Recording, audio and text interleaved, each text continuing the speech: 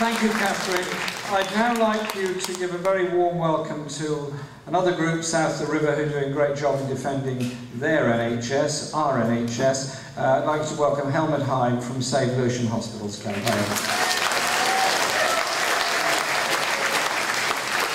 And before Helmut starts, I know Frank and David have got to leave. Thank you very much for coming and your continuous support for this campaign. And then after Helmut's finished, there will then be another period for questions. Then we'll bring in another group of speakers, and we will be all out of here and done and dusted before 9:30, if you all agree to that timetable. Thank you very much. Helmut. Hi, good evening. I think it's worth starting to make a couple of very sharp pressing points. Firstly, there's no NHS money or money for the NHS. This is absolute codswallop.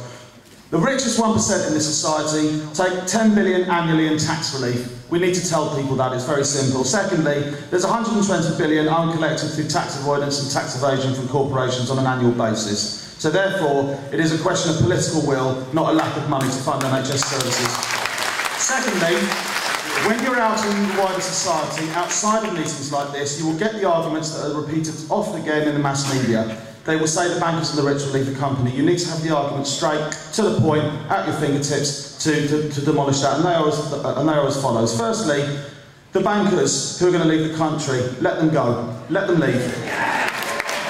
For a very straightforward reason. There are plenty of people working in banking in this in this country who do have integrity, who do want to run banks properly, and they will do it for a much more modest sum.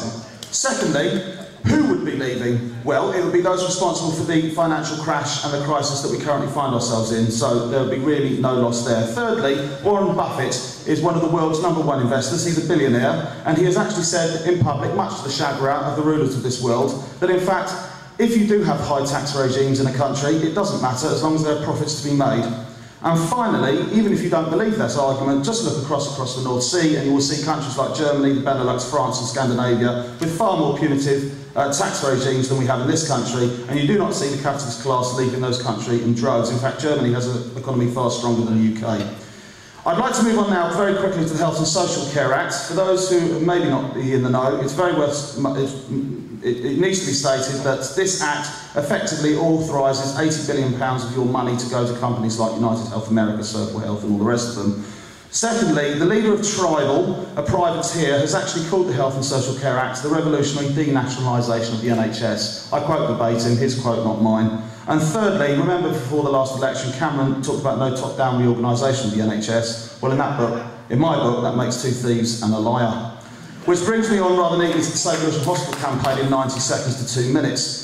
In the September of 2012, Lewisham Keep Our NHS Public called an organising meeting based on a database we'd built for the previous 18 months. 20 to 40 people turned up. We called it the Save Lewisham Hospital campaign. We called a public meeting, but we also organised a demo. We printed, within the Save Lewisham Hospital campaign, 30,000 leaflets for that mass meeting, and guess how many people turned up? Well, only 200 more than are here tonight. There are about 700, there's at least 500 here tonight if you include overflow. Throughout the weeks that followed, we leafleted all the usual places, public spaces, hospitals and so on, and 10,000 people turned up on that protest because we went out there and did the legwork, because we were on Twitter, Facebook and all the rest. After that, of course, you need somewhere to go. We held a big public meeting, about 600 people turned up. We had a Converge on Kershaw event, the Trust Special Administrator, very popular. The Trust Special Administrator needed a police escort to leave the premises. You may have seen us on BBC Question Time on the 10th of January this year when we had a protest outside. We had mums and buggies outside the Department of Health. And of course, we leafleted hospital staff, football clubs, workplace leafleting, students, everyday streets, markets and all the rest.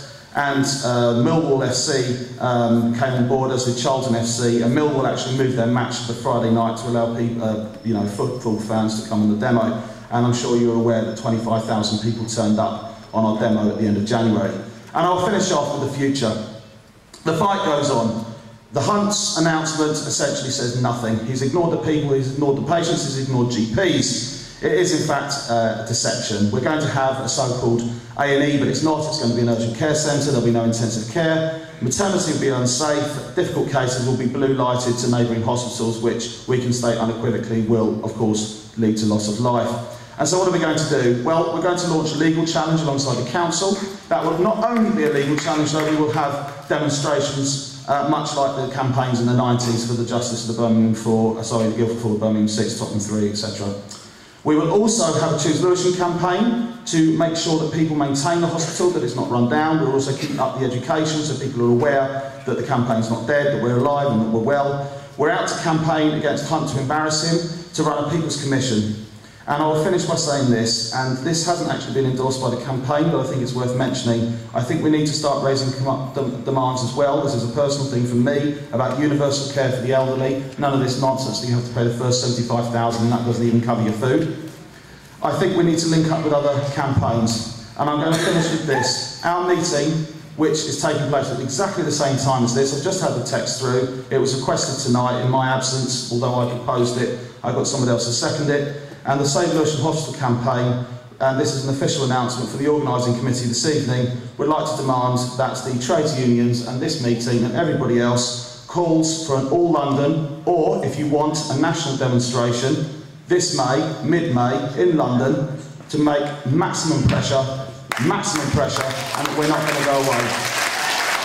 And I will finish by saying, I know I've got it wrong, but I've got to say it, but if we're going to win, this is going to be on a different scale. And as I said to someone called Philippa on Brighton and Hove Community Radio 2 years ago after the March 2011 protest, we're going to need a campaign that's bigger than the poll tax. It's going to be bigger than the miners' strike if we want a hope in hell of winning. We need to get out there and organise. I hope that you can take the spirit of Lewisham, put us to shame, put 50,000 on the streets. Thank you. Helmut, thank you very much indeed for that. I hope you will accept our invitation to come to the march and rally on March the 16th, and we'll try and outbid you on numbers. Okay, I'm now going to hand the chair over to Shirley Franklin, who will take questions. I'll just read out a couple I've received. Sarah Coke, Camden Green Party. In Harrington